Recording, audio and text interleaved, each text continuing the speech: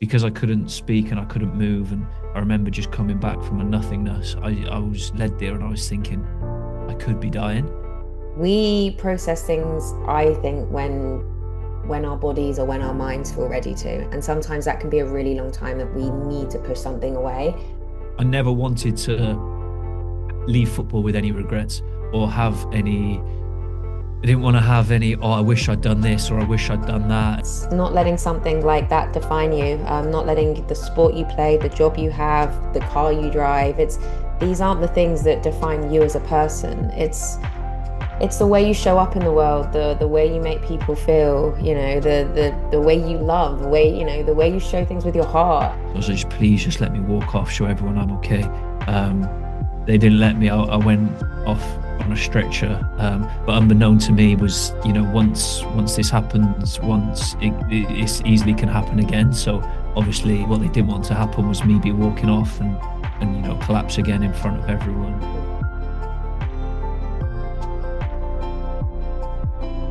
Tom, when you hear the phrase "I got back up," what does it make you think and feel?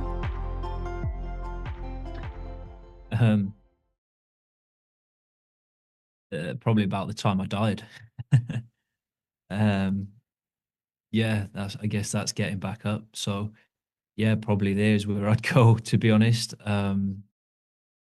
Yeah, I think there's easier places to get back up from. And that was the challenge that came to me, and that's ultimately the one probably the biggest one that I got back up from. Mm-hmm. Well, then I think we should go straight into it then. And I want to hear in your words the story of what happened. Um, well, yeah, if we go into every detail, it could be a while, but so I was playing for Luton Town in the championship, and we got to the championship playoff final. And 6 minutes into that game, I collapsed with um, atrial fibrillation, which is basically the heart beating really, really fast, um, causes a spike in blood pressure, and I just fainted on the pitch. So yeah, that wasn't ideal. Luckily enough, we went on to win the game, got promoted to the Premier League, and I had a little operation called an ablation, and thought that that would be the end of it as such. So fast forward 6 months later, and we're playing Bournemouth away in the Premier League, and I remember we'd started well, we'd scored, and then they just before half time, I think it was, they scored a set piece goal, and we were just waiting for a VAR check, and we stood there for a while. Goal gets given, kickoff happens, kickoff goes back to our goalkeeper Thomas Kaminski, and he kicks the ball forward, and then I remember feeling really, really lightheaded, um, and just thinking, "Oh, I'll be all right in a second." And then that's the last thing I remember. Um, I was then woke up on the pitch uh, with paramedics all around me, and club doc, physio, both physios, uh, and it was very different to that time at Wembley 6 months before, because that time at Wembley I was waking up from almost a dream, um, like a warm dream, happy sort of, like I remember waking up at Wembley being like, "No, I'm fine. Let me carry on. Like I'll be good." Uh, and then this time I woke up, and I woke up from a nothingness. There was no white light. There was no nothing. I was dead for 2 minutes 42 seconds. And because of the first time, I had a little device in my chest called a loop recorder, which shows the exact heart rate of when it happened. And if you can see the trace, and it just flatlines for 2 minutes 42 seconds, and that's until they use the defibrillator on me. And I took one shock and woke up straight away. So it was a successful shock. In these situations, it can sometimes be several shocks before you get any sort of response, but luckily for me, it was instant, and I was then alive, and I was led on the floor, obviously woken up from this shock and couldn't speak and I couldn't move. And I was led on the floor. And I remember just looking, and it felt like a good 10 minutes, but it probably was only about 5, 10 seconds. And in that moment, I could see the paramedics, amazing, amazing people, the club docs and our physios, just and I will never forget them. They were so laser focused, not panicking, but like I knew they were, like they were serious, and this was serious. And because I couldn't speak and I couldn't move, and I remember just coming back from a nothingness, I was led there and I was thinking I could be dying, which obviously when you can't speak and you can't move is not a nice feeling. And then a drip went into my arm. I remember that because it hurt like hell, and there was nothing I could do about it because I was just led there, couldn't do anything. And then Chris Phillips, our physio, amazing bloke, he was led over me and he was going, Locks, can you hear me? Locks, can you hear me? Can you speak? Locks, can you speak? And then something happened, and I could speak, and I was like, yeah, yeah, yeah, I can hear you. And then I could move, and I just wanted to move. I just didn't want to stop moving. They were like, calm down, you've collapsed again. Um, and then yeah, I just burst out crying on the pitch, um, like full of emotion. And they were obviously still going through all their precautions and that. And my fiance was in the stand at the time. She'd come down. She's David Brooks is my best mate, and our partners are really close. So they were at the game together, and she was 7 months pregnant at the time with our little girl. So I just just burst out crying, and I just said, like, let me walk off, because I know, like, after what happened first time, that would be like really really hard for her to have to watch. So I was like, just please just let me walk off, show everyone I'm okay. Um, they didn't let me. I went off on a stretcher, but unbeknown to me was, once this happens once, it easily can happen again. So obviously what they didn't want to happen was me be walking off and collapse again in front of everyone. Mm. That's the other thing I remember as well, that really stood out from me. Um it was the eerie silence in the air, from a Premier League football match that was 1-1, a really good game, back and forth. The fans of both sides are just, going crazy and enjoying the game, to absolute silence. That, the old saying, you could hear a pin drop. So yeah, I remember that sticks with me. And then I remember getting wheeled down the tunnel. And then yeah, I felt okay then. I still wasn't allowed to do too much. And um yeah, I'll just remember Big Kiefer Moore just leaning over me in the tunnel and just like patting me on the head like a little dog. So yeah, that was, but then I felt okay. I felt all right after that, and I came around pretty quickly. And then off to hospital, and then that's when the long journey starts, I guess, to get back to somewhat normality, because for the next 2, 3 months it was, um yeah, it was crazy. Hmm. Hmm. Crazy in what way? Like every way you can think of, really. I think like your whole world gets turned upside down for 15, what would I mean, for, yeah, 15 years. I was Tom Lockyer, the footballer. That's what I was known for. That was what I did. That's what I loved. That's what I enjoyed. And then like, my journey wasn't an easy one. I played in the non-league, and had to work my way up. And then it was like I finally got to the pinnacle of football, the Premier League, and now I've had this taken away from me after 15 games, and I've had my whole identity stripped. I'm like, well, who am I? What am I going to be? I've been Tom Lockyer, the footballer, for so long. That's gone overnight. Like, what are you? and that was really, really difficult for me to deal with. I mean, I do have to say the football community was amazing with me at the time. I remember we played Newcastle a week later, and I'll forever be thankful and have a soft spot for Newcastle now. But they came down and they had a massive banner at Kenilworth Road at Luton just saying "Get well soon, Tom." And Mm. you know, like when you're feeling so low, little things like that just means absolutely so much to you. So um, yeah, I have to say the football community was amazing. The outreach, the outpour, and I was into my Lego at the time. I had people sending me Lego sets. It was just so nice to show that when the football community does come together, just what great things can be achieved. So um, yeah, it's a long old road from there as well. But yeah, that was probably, and I have to say, mentally, I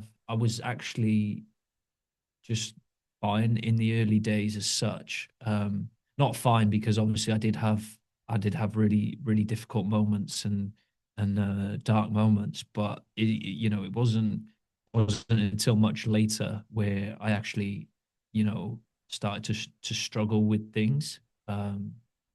And yeah, I always thought like people were like, oh, well, go and get counseling, go and see someone, go and speak to someone. But at the time, I didn't feel like I needed it. I was just like, no, like I feel okay. And people were like, yeah, but you died. And I was like, yeah, but I didn't. Like my mindset just wasn't. It just wasn't there to. I don't know whether like it's almost as if I pushed it away into a box, and I'll hopefully I'll never have to deal with that, and um, it can just stay there forever. But I think ultimately it did end up coming back up, and um, it's just took a little bit longer for me to actually come to terms with everything that happened, and yeah, it's probably a lesson that when things like this do happen to people, everyone processes it differently. Mhm. 100%. Everyone processes different things in different times. And sometimes even when people are telling you whatever it is to get therapy or to get help or to even to process it, we process things, I think, when our bodies or when our minds feel ready to. And sometimes that can be a really long time that we need to push something away. Um, and sometimes we do need to force it upon ourselves to go, okay, I probably need to start looking at this and maybe dealing with this now, if it's something we feel we need to. Yeah, I think I did end up speaking to Mm. someone through Sporting Chance, an amazing charity and clinic, and at that time, he just said to me, he was like, "You're fine, mate. Like you don't need this." And I was like, "Yeah, that's how I felt, but I just just to please people who were saying, please speak to someone." And I done it, and it's not until a lot more recently where I actually reached out to them again myself and said, look, I think I need to have another chat with you guys and just see where I'm at. Because in my own head I feel a little bit different about everything that happened. And um it's not so much like I don't know, it's hard to explain. So I will be sometimes I'll just be stood there, and this would never used to happen. And I'll just start thinking, what if I collapse now? Mm. Like, I hope my defib works, and little things like that. And I'm just thinking, why have I started thinking like that? I've had no symptoms ever since. I've had no reason to be alarmed ever since. Yet for some reason, my mind has just gone into this place where it just expects the worst the whole time. Whereas before, I always said my mind it was probably one of the greatest tools in my armory in terms of a footballer and like a human being. Obviously, being in football, I think helped a lot as well because you just almost right. We've played the game. We've either won, lost, or draw. This isn't like no other outcome. That's done now. Let's reflect on it. What can we improve on? What did we do well? What can we work on? And then that's done. You cannot change that. Like it's irrelevant now. So learn from it, yes, but it's done. Like there's no point dwelling on it. Move Mhm. on to the next game. And I think that's where my headspace was at, and that's what helped me deal with this initial thing so quickly and easily. Was spending a lifetime in elite sport Mm. where you don't dwell on your mistakes and you don't dwell on things. And I know this is something completely different, but that's just a mindset that I carried over. Mhm. Um, but then for whatever reason, it just seemed to surface not too long ago and just raise its head and say, "Hello, I'm here. You come and deal with me now. You didn't deal with me before." So yeah, that was a bit of a testing Mm. time. And yeah, it just goes to show that everyone processes things differently, and there'll be people who had trauma at the start from what happened. People close to me, my family, and they probably all dealt with it at the time and got over things now. Whereas like I didn't deal with it at the time, but I was better. Whereas now I'm just dealing with it further down the line. Mhm. Our brains protect ourselves as well, so it's very easily just a coping mechanism where your brain was like, actually, you know what, we don't want to cope with this, and how we're going to do it is kind of push it away for the moment. But I guess unfortunately, I mean, you said it, sometimes these things they do rear their heads and they're like, hello, it's time to deal with me now. Yeah, so that's I think that's definitely what happened. Mm. And yeah, everyone deals with and Yeah. processes things differently, and that's one of the things I learned from meeting other survivors from things like this, talking to other people and they always used to say to me was, how are you so confident and like carefree after everything that happened? They've got all these worries, and I used to just be like, what? I just don't think about it. Mm. Like I mentioned before, I think like my brain and my mindset is probably one of my biggest strengths of getting me to where I've got to. Because if you look at me on paper, you go, well, he's not the quickest, he's not the strongest, he's not the most technical, he's not the most biggest, he's not, he's not got any of these attributes to be a good footballer on paper. Yet for some reason, I went from the bottom division to the top division.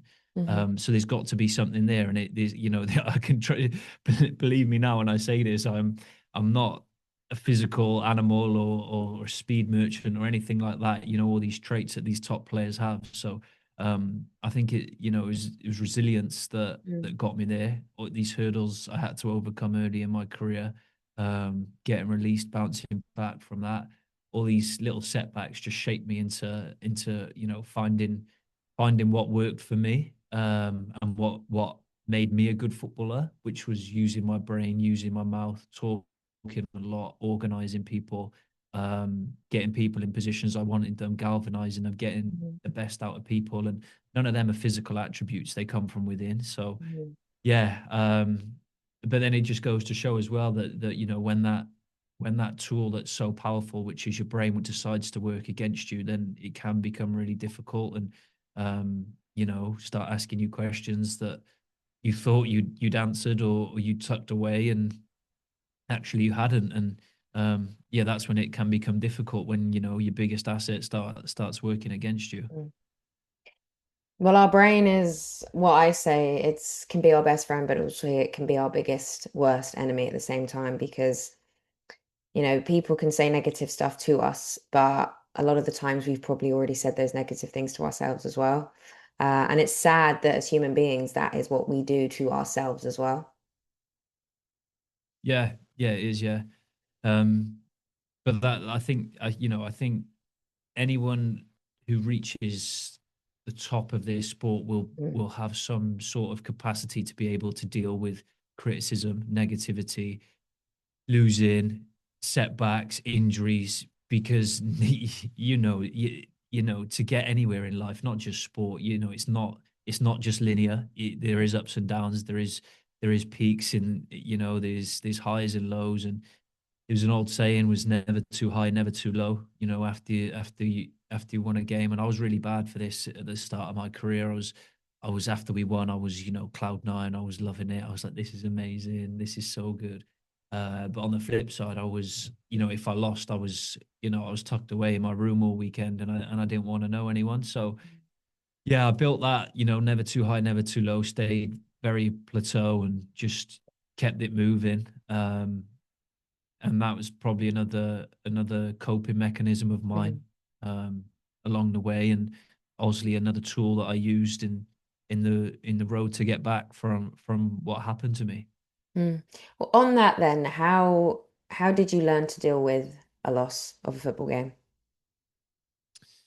Um, I think ultimately it comes down to like, well, one, did you do your best? Mm, And I've never stepped on a football pitch and not done my best. I think that's just the one thing I just can't fathom with some people. Why would you not run hard? You've got 20,000 people in the stand watching you, and all they would do if they were on there was give their absolute all. Like that's just the minimum, isn't it? So yeah, I'd always done that, so I never had to look myself in the mirror for that one. But have you done Yeah. your best?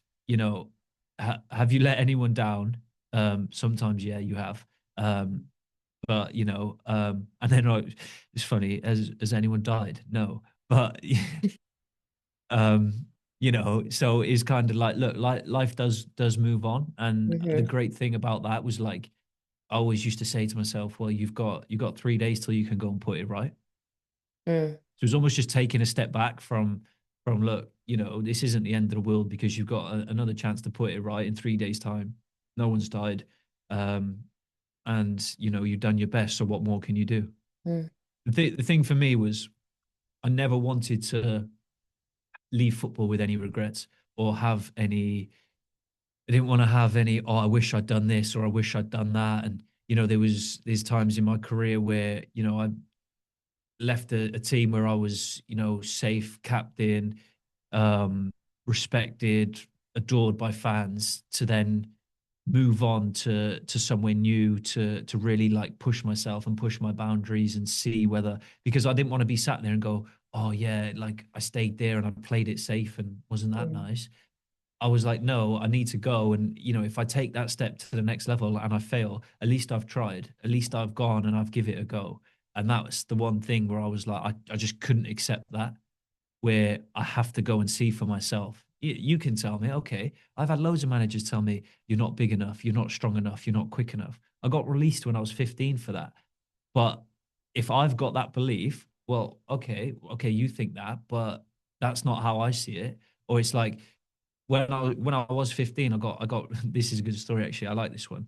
Um, Neil Lardley, he was academy manager at Cardiff at the time, and he released me when I was 15 for being too small. So initially I was a right back, moved into centre back when someone got injured, and just stayed there because I'd done really well. But I hadn't grown. I was probably 5'6" or something like that. When it come to decision time, and he said, "Look, for a centre half, you're not big enough, you're not strong enough, and you're not quick enough." Um, and that broke me, and I was kind of like, "Wow, like there's my dreams just gone like that." And it wasn't like lock yourself in a room and feel sorry for yourself. I was like, my mentality was right. Well, I'll show you then. You think I'm not strong enough? I went and got a gym membership at the village gym in Corriton. Got a £20 tub of protein. Don't get them anymore, by the way. Inflation. £20 tub of protein off my mate. And just went gym every day with my mates who were obviously big into rugby at the time. So I was just like, right, I'll show you. That was mhm, my mentality. Went over to Bristol Rovers, done my scholarship there 2 years, signed on as a pro, and then in the first year as a pro, um, we then played Wimbledon, and Neil Lardley was the manager of Wimbledon, and we beat them 3-0. I played centre mid. I remember playing well. I can't remember, I don't think I scored or anything like that, but just remember playing really well. And um, as we were coming off, I remember I was thinking, right, I'm going to see him. I'm going to wait for him in the tunnel. Just to let him know that, like, mhm. like I'm sure you watched the game, but I just needed to see him in the tunnel and just just some validity for me, or just, like I proved you wrong sort of thing. Um, and then he came up to me in the tunnel, and I wasn't sure what to expect or whatever, but he was like, "Oh, Locks, um, well done today, mate. I thought you were absolutely outstanding." And he said, "Fair play to you, mate, because you've just proved me wrong." And I was like, "Yeah, I like that. That's and that was, I'd left Cardiff, who were a championship side, and that was now in a League Two game, which is technically more physical on paper. Mm. So, I'd stepped into there as an 18-year-old, and 2 years of hammering the gym, and an absolute fire in the belly to prove people wrong. I think when I was younger, that was the one thing that really, really fueled me. It was, I will show you. Like, oh, you do. If someone said, "Oh, you can do that," I'll be like, "Yeah, okay, great." But if someone said, like, "Oh, you can't do that," regardless of what it is, I then have to like prove you wrong, and I'll just work relentlessly until I'm a little bit more chilled now. I'm like, someone says you can't do that, I'm like, "Yeah, all right, mate, whatever," because I know I can. Whereas when I was younger, I was like, "No, no, we're not leaving here until I've shown you I can do this." So yeah, that was a real hunger in my belly for that. And yeah, just felt really nice actually, and Yeah. fair play to him holding his hands up as Yeah. well. Yeah. Fair play to him because not a lot of people would actually say that, especially to even tell you that you proved them wrong. But it's an interesting fuel that because I know I definitely live by that occasionally when someone or anything, is said that I can't do something or someone says it to me. And I'm like, okay, that's fine. Good one. Like, good one. It's kind of like if I don't know if you've seen the meme of Messi in the World Cup and the face he pulls, and it's like, okay, yeah, good one. I kind of feel like that now whenever I hear someone says that, and it's like, okay, yeah, good one. I'll go do it. Yeah, yeah, no, you're spot on, and I think different people have different motivations and fuel to their fire, and I think it's finding, and I've learned this over the years, being captain at certain teams and stuff, is that not everyone ticks the same as you. So Mm, just because I use negativity as fuel to my fire, other people might be complete opposite and use mhm, positivity. So it's about understanding the people to get the best out of them. So, when we were at Luton, that successful season, I could tell you exactly what made each player tick. mm, Elijah Adebayo, he needed an arm around him. He needed telling, "You are the best. You're so good." mhm, And then he'll play like the man. And there's other people in there, Carlton, who I would just have to shout at and say, "Come on, that is not good enough," and then that would get the best out of him. So it's just understanding the different characters, and what gets people mhm. ticking, and how to get the best out of them, for obviously, so you can all pull in the same direction. But yeah, just because you and I have the same doesn't mean that everyone Yeah. does. Yeah, 100%. Because negativity and rejections and all those sort of things can be, I mean, are not even can be, are very hard to take, but people do take them very differently. And like you said it, people take them on very differently. And I think an important point to note is just because someone has said something like that to you, it doesn't necessarily mean it's true. And you can kind of take it on board. Okay, this is what they've said. But if somewhere inside of you feels like, I can do this, then absolutely you can still achieve that and try your hardest to do it. Yeah, absolutely. And you're spot on. Everyone's got an opinion, and Mm, I want to say, if you wouldn't go and ask someone for their advice, why would mm, you listen to their opinion? And that was, when I was younger, especially, it was amazing when you had a good game, and you logged onto Facebook or Twitter, whatever it was, and you could read all these lovely comments about yourself, but there was always that one comment that was like a little bit negative. And for all the tens and comments of, that, "Oh, he was amazing," there was always that one that was like, "Oh, well, yeah, but he didn't do this, or he didn't do that." And there was always that one that would always just play on your mind, and maybe just take you down a little bit from your high. So, yeah, but then there's thousands of people watching, and I've sat in the stand for a lot of games, and some of the nonsense that gets talked about is absolutely crazy. Like people are like, I'm watching the same game, I'm sat next to someone, and then I hear them say something completely like they're not even watching the same game.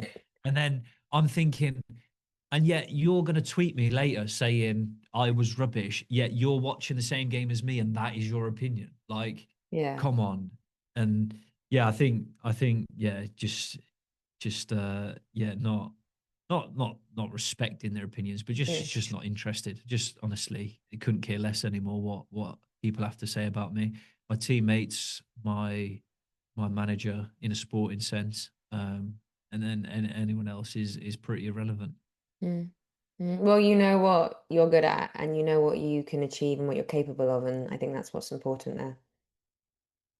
Yeah, exactly. Yeah, exactly. I mean, I'm 31 now, and I'm really lucky that I understand what makes me a good player, what makes me a Mm. good person, what I do well, what I don't do well. And that's having self-reflection, Mm.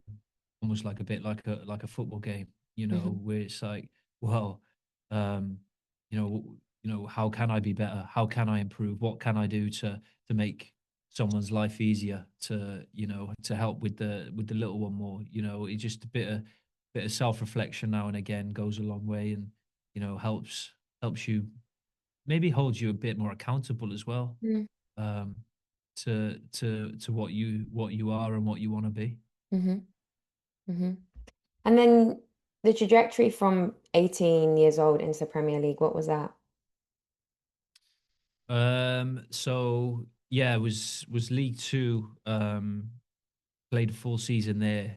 Got relegated from the Football League with Bristol Rovers. It was my first year in football, and that was really tough to take. That was crazy. There was, horses on the pitch at the end of the game, people going absolutely crazy, out of the Football League for the first time in Bristol Rovers history. Um, Everyone's a disgrace to the badge, and it's like, you losing a game's bad, but this is like wow, catastrophe sort of thing. And as an 18-year-old, that was really tough to take. And then I met with the manager that summer, and he said, Locks, listen to me. He said, none of that was your fault. He said, if I could have had 11 of you, I would have played you every single week, all 11 of you, and we'd have been nowhere near that mess. So he said, get your head up. We're going to go and win the league this year. And you're going to be a massive part of it for me. And that was just like, wow. Like, Mm. I just, and I love this bloke. Daryl, he is probably one of the best man managers. No, not probably. He is the best man manager I've ever worked with.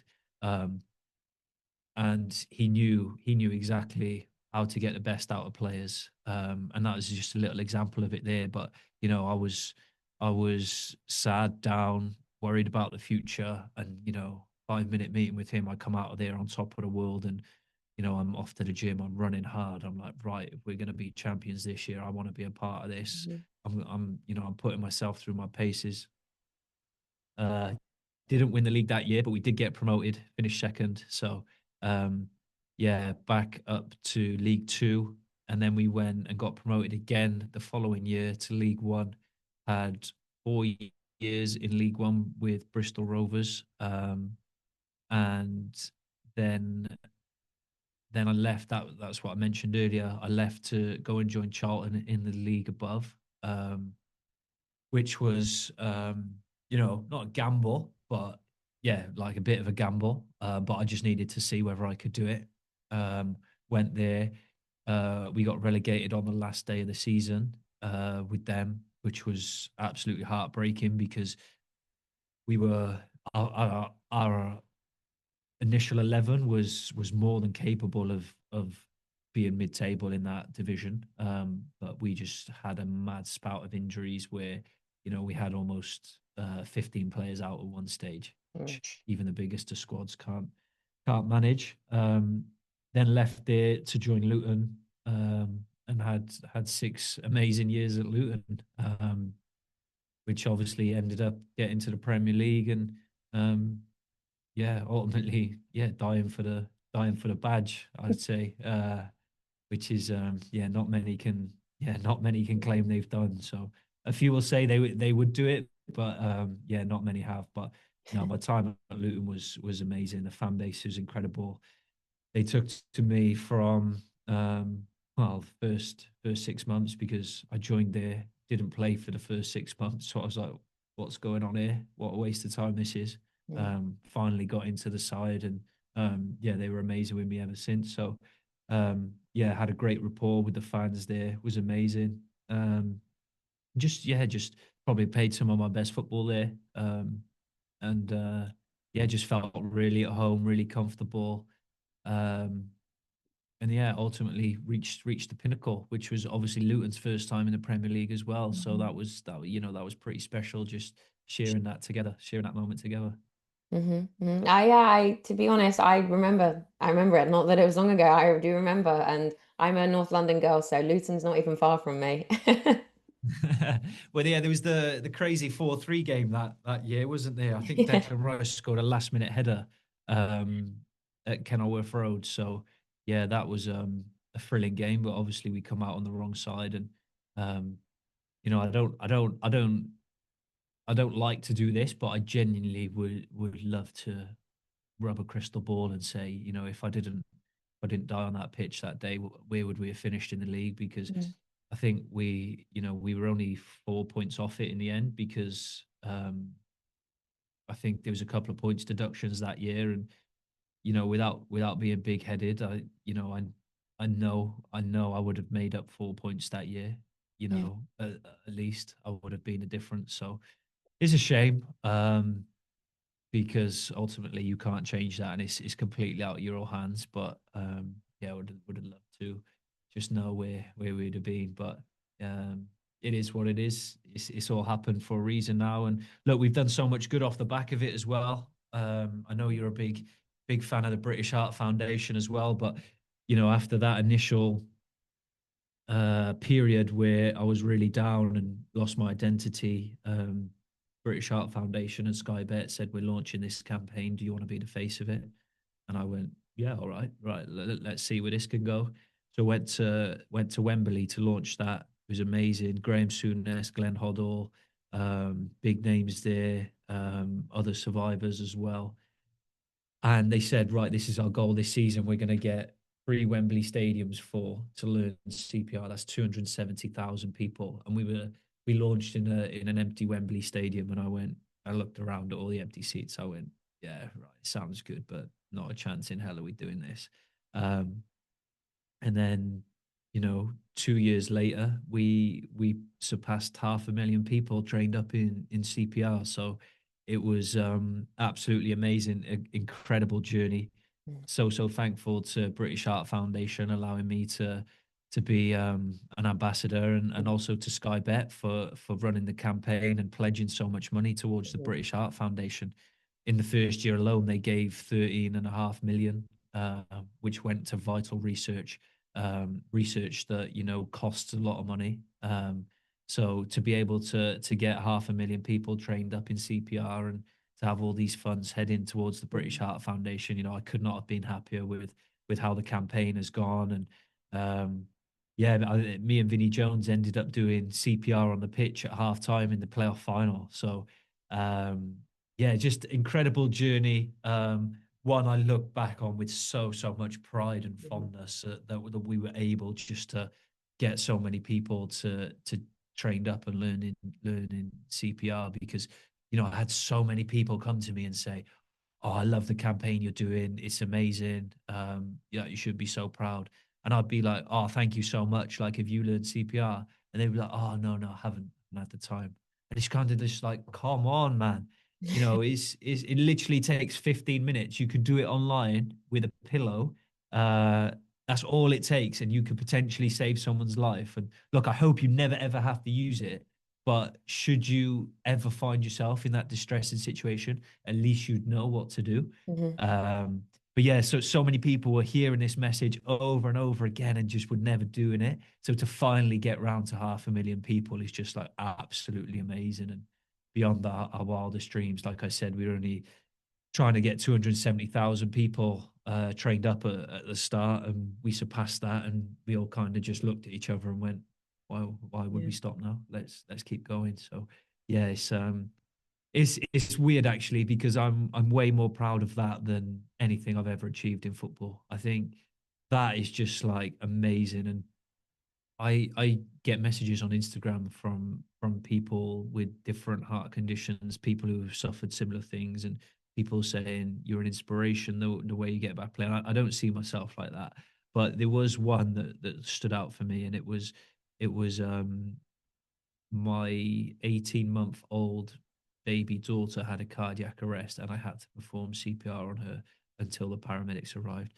And then that was just like, wow, like when I read that, obviously being a father myself now to a little girl, it just hit me somewhere where I'd never felt emotion before, and it just confirmed that everything that we've done to get people trained up, to raise funds, to you know get the awareness out there, and radio interviews, pushing the message in the programs, fundraising, everything, bike rides, we've done a lot. And if we could just save one life doing that, it just makes it worth it, doesn't it? And um luckily, she survived. And it wasn't she, I think the person knew CPR anyway before, but it just goes to show that, like, just how important CPR is, because these cardiac arrests, they just don't discriminate. It doesn't matter who you are, Mhm. age, race, sex, religion. It can happen to anyone at any time. So yeah, sorry I've rambled on a little bit there, but I'm quite passionate about that one. You haven't rambled on at all, and I can actually see the passion when you were talking. I could see it in your face as well. For anyone that's listening, I could really, really tell just by the way you were talking about it. And despite everything you've been through, what happened after, it's an amazing journey. And I mean, you said it, I was going to say it. For the 500,000 people that are now trained in CPR, please God, they don't have to use it. But if worst case happens and they do, they could potentially save someone's life just because of that. Yeah, absolutely. I've always said, like, these situations are so distressing, and especially when it's, someone you love. And 80% of cardiac arrest will happen at home. So it's going to be a Mm. family member, it's going to be a loved one, it's going to be a friend, And my best mate at the time, Carlton Morris, was playing in the Bournemouth game, and he said to me after, he said, "Locks, I seen you go down, and I just froze. I just didn't know what to do. I didn't know what to feel. I didn't know how to act. I just froze in the moment."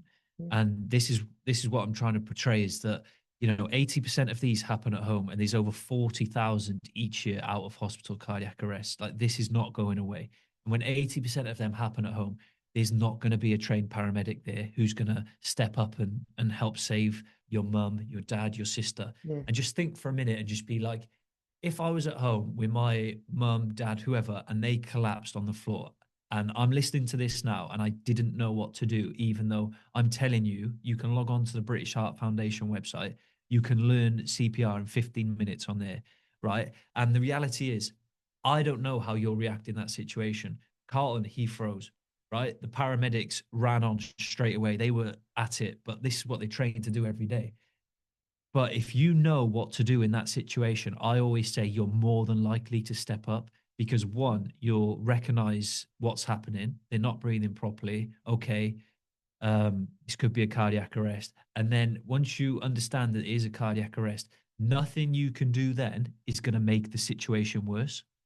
So Glenn Hoddle is a perfect example. He was working for BT, I think, at the time, and he collapsed.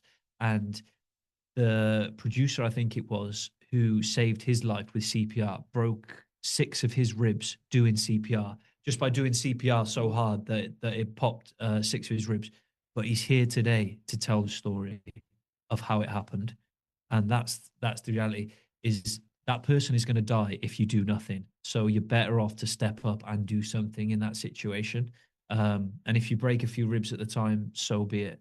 And there's a crazy statistic as well. Is I think I don't want to say the percentage, because I haven't heard this in a while, but there is more chance of women dying following a cardiac arrest than men, purely because to put the defib pads on, you have to expose the chest. And in society nowadays, everyone's pulling their phones out when events happen and stuff like that.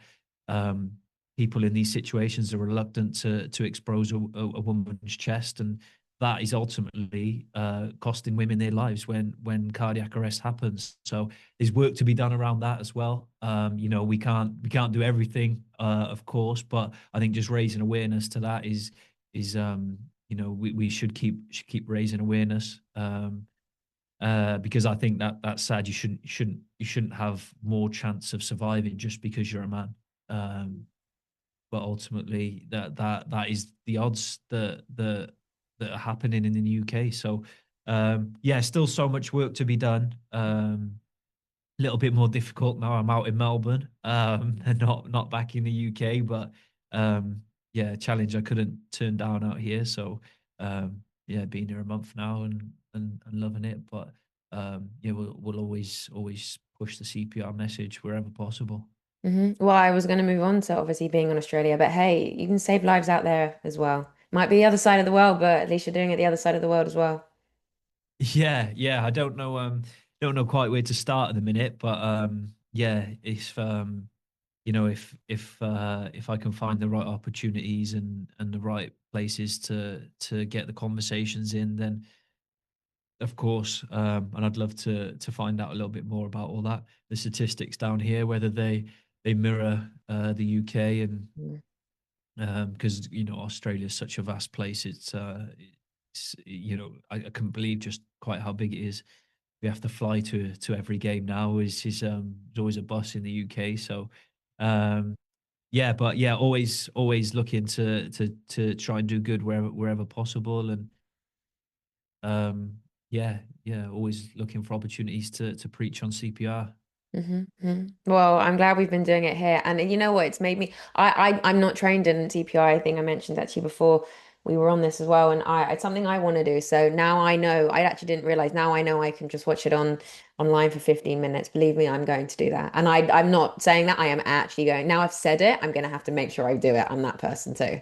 I'm not gonna have to make sure I Yeah, do it. and you'll have to put the link in the bio for whoever's listening if they want to Yeah. click that. It's BHF website, British Heart Foundation website, and there's a tool on there called Reviver. And in 15 minutes, you can learn CPR in the comfort of your own home with a pillow. So, you can make it fun. If you've got kids, you can teach them as well. And yeah, crazy story I heard actually was a kid saved, I think it was his dad doing CPR, but he was jumping on his chest Mm. because obviously he wasn't strong enough to do it with the hands. So he was jumping up and down on the chest. So it just goes to show that, like, if there's a will and there's an understanding of how or what needs to be done, Mhm. that people are amazing. They'll find a way to do whatever they can to save lives. So yeah, British Heart Foundation website and the Reviver tool on there. Well, where there's a will, there's a way. And I think as humans, if we do know something or we have learned something, even if we don't realize it, sometimes if we have to then put it into action because it's inside of us, we can suddenly just do it. Even if we don't feel like we're capable, in an emergency, we can put it into action and we can do these things. Yeah, absolutely. I mean, everyone knows how to hit a tennis ball with a Mm. tennis racket. Some might do it better than others, but you don't drop the ball and think, oh, my hand needs to be in this position and then it needs to go here and then I need to follow through to here. You just hit the ball. It's like an instinct. You Yeah. just get up and do it. You kick a football, you just kick the football. It might not go where you want, but it's just an instinct. You see someone going into cardiac arrest, your instinct just to go over, start CPR. So I'm not saying you're going to give the best CPR in the Mhm. world, but like we just talked about, anything's better than nothing. So, Mhm. yeah, the instinct's massive, and when you see someone in a distressing situation, my nature is I want to help them. Other people, like, might be scared, might freeze. You never know, but um, yeah, I just want to help people.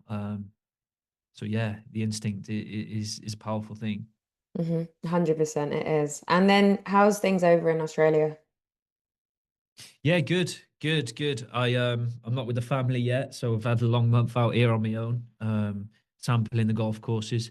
Nice. It's actually winter around here, so I haven't been able to get out, sadly. But the weather's very much like the UK.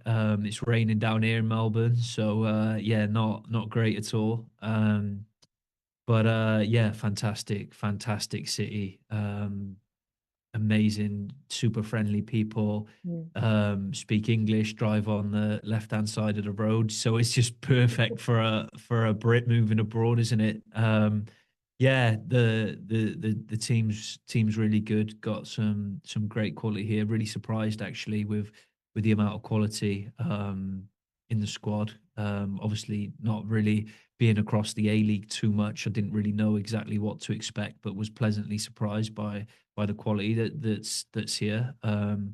Definitely feel like I can help on that journey as well. So yeah, just one I'm really looking forward to. Be great to get the family out here soon now. I think come in next week now. So yeah, that'll be great. And yeah, just an amazing little adventure for a family and yeah, just great footballing opportunity. I've always wanted to play abroad. And yeah, when this opportunity came up, it was a no-brainer for me. It was I'm not really interested in anything else now. I want to make this the one that I'm fully committed to, and luckily we can make it happen. So yeah, absolutely delighted. Like I said, always wanted to play abroad, so that was a big pull for me. Um, and then Australia, I was like, well, you can't get further away, so we might as well give this one a go. So yeah, but loving it so far. The coffee's amazing. Oh God, becoming a little caffeine addict now. Yeah, it's so good down here. It's hard to explain, but um, yeah, I think I just can't believe it. Obviously I can because it's just so far away, but can't believe I've not been down here before. But yeah, it's so good. Mm. Can't speak highly enough of it so far. Mm. Well, good luck with it. It sounds like it's going to be a really fun journey. I've not been to Australia myself, but it's somewhere I'd love to go one day as well. Yeah, long old flight. So yeah, make sure you get one of them neck pillows so you're not coming off the plane. Yeah, I've been quite lucky on flights in the last year or two. I found myself in a couple of four-seaters and I've got like a little routine. All the armrests go up. I get four pillows, four blankets. Oh, I make myself, and I'm small enough. I'm 5'4". I make myself a little bed for however long the flight is. It's been good. I enjoy it. Yeah, I mean, yeah, that's an ideal scenario. But I went every time I've tried that, there's always like that one pesky little seatbelt thing that just sticks in my back and it just won't disappear. I'm just like, I'd rather just try and lie on the floor then. Um, I'm, I do get that. Yeah, I'm such a peculiar sleeper. Like it has to be good conditions, otherwise I won't end up sleeping. Which is so annoying because that's what my mum's like. Whereas my old man will sleep on a washing line. He'll literally just go off at like the drop of a hat. And I'm just like, I would get the bad gene, wouldn't I? I would. But yeah, all fun and games. Yeah, yeah, no, it is. It definitely is. And then I just want to go back to you mentioned before about obviously when everything happened and it was who am I now? The loss of identity. And I hear that a lot in athletes, but also a lot of people that aren't professional athletes go through it in their own ways as well. And how was that experience for you? Uh, yeah, it was difficult. It really was difficult. Yeah, I don't know. It's Sky Bet and the British Heart Foundation coming along when they did really did help. Mm, Um, but I think ultimately the way I dealt with it was, all right, well, it's not over yet. Like you still can come back from this if you really want to. Um, so then I just almost just threw myself into the rehab process of like, right, well, it's not over yet. You don't have to deal with who you are at the minute because you can still get back from this. That being said, I did have to come to the terms once I sat down with the doctor in Amsterdam that, there is a high possibility that I won't play again. So then I was like, right, what does life look like if that is the case? And I didn't really know. I was like, I don't know. coaching, everyone says to me, "Oh, you'll be an amazing coach. You should go into coaching. You'll be a great manager." But I just I didn't have the drive for it. I wasn't interested. I didn't want to force something just because other people were saying, "Oh, you should do that," or "You'd be good at it." It just didn't sit right with me. And that's not to say that it won't over time, because I have started taking a little bit more interest in it, but nowhere near to the level where I see coaches working, day and night, striving to be the best. If I want to go into something, I have to give it my all, and I just feel like I wouldn't at this moment in time. That's not to say it won't change, but uh, yeah. So kind of, yeah, just probably what we're getting to, just story of my life, really, just kicking the can down the road, aren't I? So deal with things at a later stage. But yeah, I didn't really know. I probably still don't know exactly what it looks like, but what I would say now is that retirement doesn't scare me. Be Mm. it not being a footballer anymore doesn't scare me. I've I've realized I have so much more to give. There's so much more to live for than football. Football's just like a time. It's like, yes, I love it, I adore it. It's all I've ever wanted to do, but it's not doesn't define me. It's not everything. Um, and that's easy to say and easy to have that mindset. Like, once you've been led on the floor dead, it is easy, but it is just so simple that, like, yeah, 90 minutes on a Saturday doesn't make you a good person. You might be a good footballer, you're not a good person just because you play good football. um yeah, just so much more to life, and I just think, yeah, just so many things I want to do, and places I want to explore, and yeah, all these other things that just don't involve football. But if you can play football, then I still love doing it. So at Yeah. the same time, but what I'm trying to say is, like, football doesn't it's not my everything anymore. I've realized that there's life after football. I've realized there's things away from football um that can I could give my energy to, and my daughter's, like, yeah, one of the biggest things of that as well. Yeah, just, yeah, she's amazing. Just it takes up so much time as well. I genuinely don't know what I used to do with all my time before. Um, Crazy. So, yes, so much more to life, and yeah, that's kind of like, I'm not scared to retire if Mm. something, I've always said, if something doesn't ever feel right again with the heart or anything like that, or I'm just not loving it anymore, that's fine. Like, that's life, and I'll call it a day. I'm not gonna keep flogging a dead horse just because I'm scared of what's gonna come next. Yeah. No, it's okay. um it's okay. I'm happy to retire. I'll find things to do. I'll find things to take up my time. I'll find a new purpose. I'll find a new reason why. Mm. Because I think that is important as well. I have that drive every day. So, um, but yeah, I kick that can down the road until I have to deal with it. But I'm not scared. I'm not scared. What will be will be. Mm. Yeah. Okay, Sarah, Sarah, hey. Yeah, exactly. Yeah. Yeah. But it's, you made an important point there. It's not letting something like that define you, not letting the sport you play, the job you have, the car you drive. These aren't the things that define you as a person. It's the way you show up in the world, the way you make people feel, the way you love, the way, the way you show things with your heart. It's who you are as a person. I mean, just because you can be the best of the best in your field, and don't get me wrong, that's the most unbelievable achievement ever. But also it's the way you as a person show up in the world. And people will always remember people for yeah, the things they've achieved 100%, but they will also always remember the way that you've made them feel. And that's what's important. Yeah, absolutely. Absolutely. Yeah, I couldn't agree more. Yeah. So, yeah, I've come to terms with that. I understand that now. And if you'd have said that to me as a 24-year-old who all he wanted to do was just get to the top, get to the highest level I can, just get, the next big pay packet or whatever it is, just Mm. that next thing in football, just keep pushing, keep pushing. It's all I ever wanted to do was just improve every single day. Um, and now I'm comfortable. I'm like, look, because also as well, I think this does help. I can look back at my journey and be like, you know, you were down at the bottom. You Mm. worked your absolute nuts off. Like it wasn't luck. Like I said, I'm not gifted with any special attributes. It wasn't luck. I worked hard every single day. I Up until I was about 26, I would not be outworked. I was like, if I saw someone in the gym doing 10 push-ups, I'm doing 12. Like that was my mentality. I just had to. But that's helped me. It's like I have no regrets. I can look back.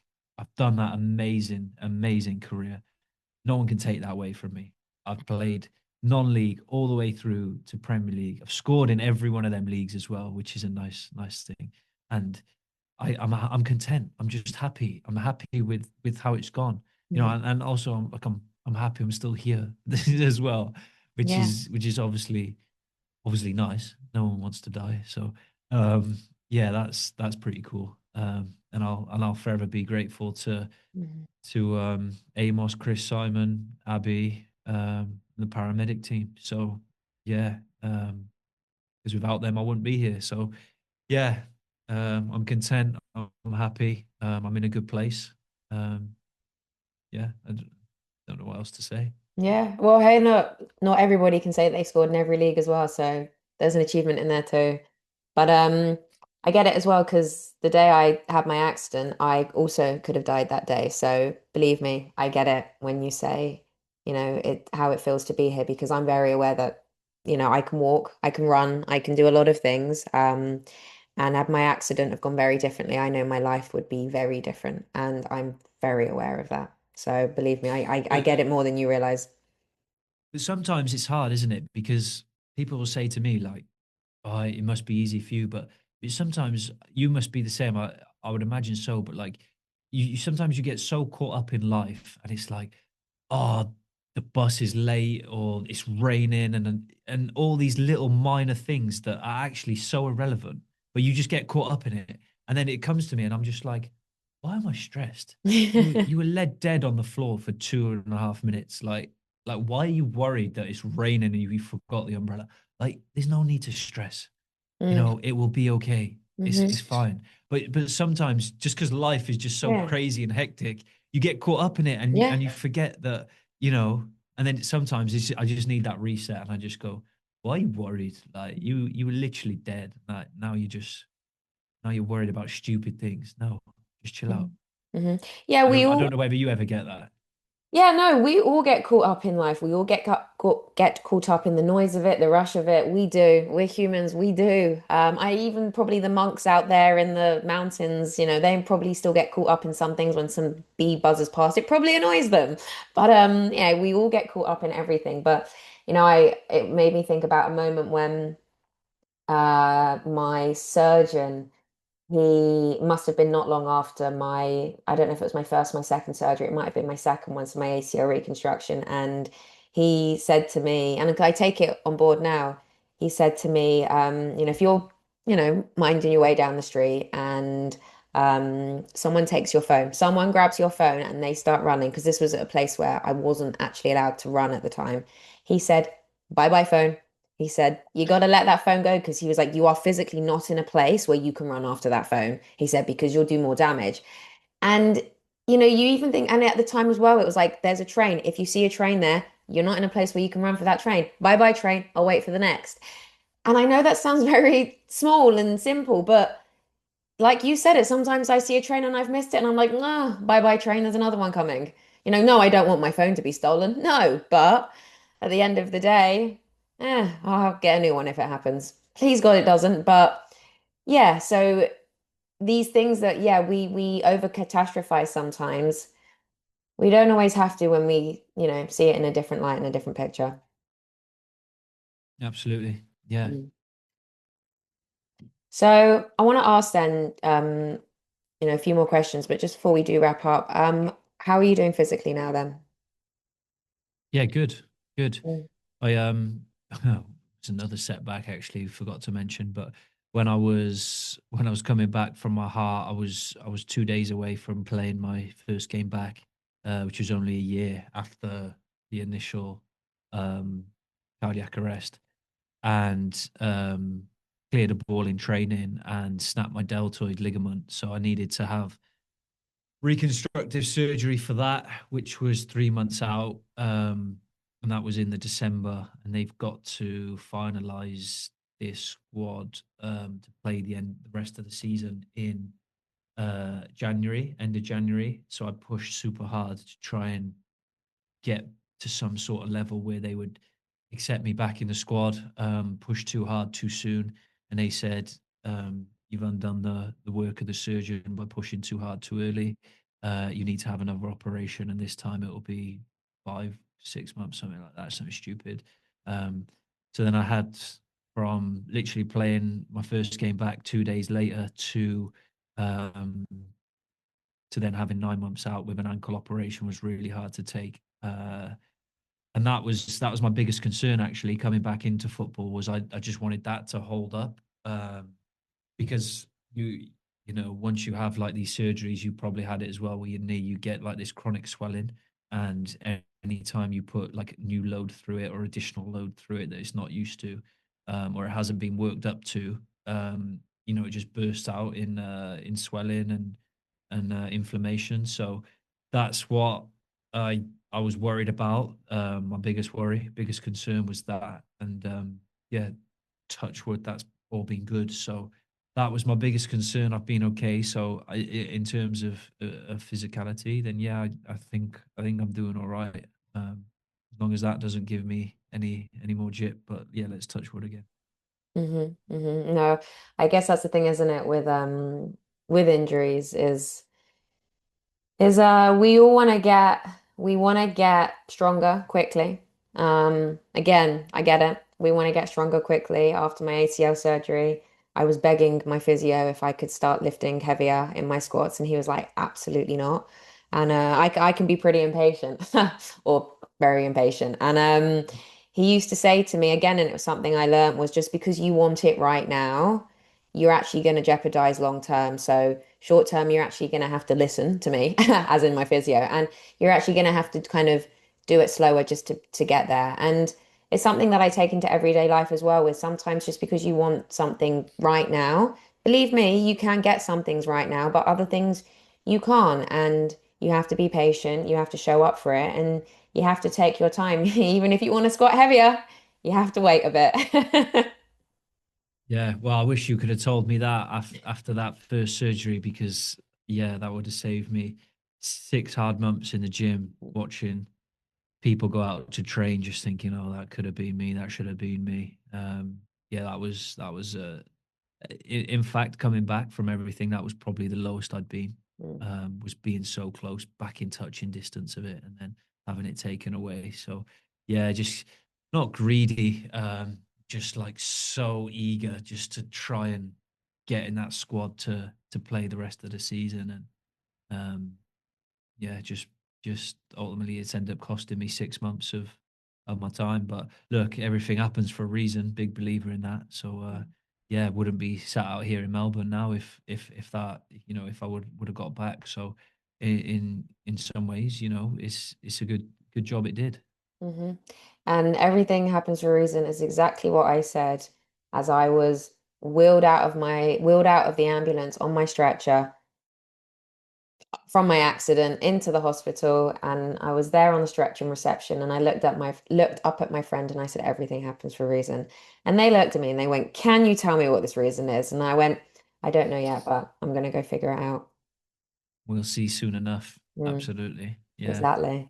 So, before we wrap up, I want to ask then, what advice would you give to somebody that is in a pretty dark place and they don't see a way out? Maybe they're losing their identity and everything as well. What would you say to them? That too shall pass Mm, is Tom Hanks quote. And my best mate of mine gave it to me as one of his wedding presents when I was a groomsman for his wedding. Um, and it's kind of like everything's going great, okay, brilliant, but that too shall pass. mhm, Um, you're really down in the dumps, okay, that too shall pass. Kind of never too high, never too low in a different sort of way. It'll pass. It will, and it may not seem like it will, but it will. Believe me. Um, and time doesn't wait for anyone. It keeps moving, and you think some things are the worst thing to ever happen in the world, but in 2 3 days time everyone's talking about something else, everyone's moved on. um it's not the end of the world, and um yeah, that too shall pass. But look, you've also got to be mentally strong to make sure you do come out the other side of some things as well. So but yeah, that too shall pass. That's a saying I really like. I like that one as well. I've heard it a lot. It's like every storm passes, that too shall pass. Yeah, yeah, Mm. absolutely. Yeah. Well, is there anything else you'd like to share today? No, I've probably talked too long, haven't I? What have we what have we done here? Long Never, time. never, Oh, never. I can ramble on sometimes. Don't worry, we can all ramble on. So, especially if we're passionate about something, believe me, one of my favorite things is when I see someone passionate about, and I mean anyone, I'm talking about friends, family, anyone. When I see someone passionate about something and then they start talking about it, it's one of the most beautiful things in the world, in my opinion, because let someone be passionate and let them enjoy being passionate about what they love. So, It's energizing. It really is yeah, energizing. It's yeah, energizing. You see someone so passionate about something. Yeah, it's energizing. yeah, yeah. Even if you don't really know it, understand it, get what they're talking about. It's great. Listen, and believe me, you can learn as well. I've learned just by listening because I like to ask questions and I'll go, oh, and then I'll come out with the most random question and then onto another tangent we go, but hey, I'm learning. So Absolutely. That's I think asking questions is so underrated. yeah. I'm pretty similar to you, and sometimes I think, oh, people think you're being nosy, or I'm just no, I'm just curious. Mm, I'm just genuinely curious. Like, if you've got a completely different opinion to me, yeah, why? Like, what yeah, what makes you think like that? Like not in a negative way. I just want to understand. Like, why would you think like that? mm, Like, just curious. Or you do you tie your lace in a certain way. Well, why'd you do that? Like, yeah, I'm just curious. I just like understanding things. yeah, Um, yeah. one of my favorite TV shows was How It's Made. Have you seen it? No, I haven't. Like, oh, it's brilliant. Like massive like cruise ships, and it's like how it's made, and they just take you through step by step. I'm just like, this is brilliant. But yeah, I just like understanding things. Yeah, so do I like the sound of that program. I'm gonna probably have a look at it as well. I like things like that. Yeah, yeah. I think it's old now. It's really old. I don't know if they still do it, but find it on YouTube or something. Yeah, I'm sure I will. I'm sure I can. So, well, thank you very much for joining me today. It's been good to talk. No, thank you for having me. Really enjoyed it. Thanks a lot. Thank you for being here today. Life will knock us down, sometimes hard, and sometimes more than once. And when it feels impossible, know that your story isn't over yet. Sometimes when everything is falling apart, it's really falling into place. You have the power to rise, to heal, to make magic, and to evolve. And you have the power inside you. We all do. You have the power to get back up.